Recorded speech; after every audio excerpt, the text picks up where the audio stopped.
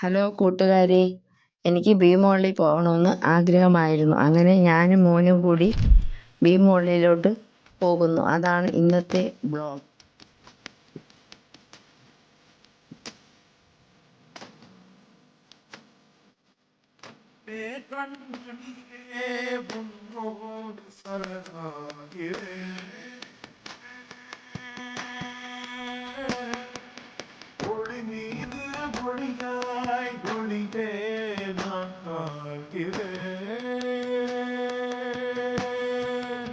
അതിനുശേഷം ഞാനും മോനും കൂടി ബീച്ചിൽ പോയി മീൻ വാങ്ങാൻ പോയി.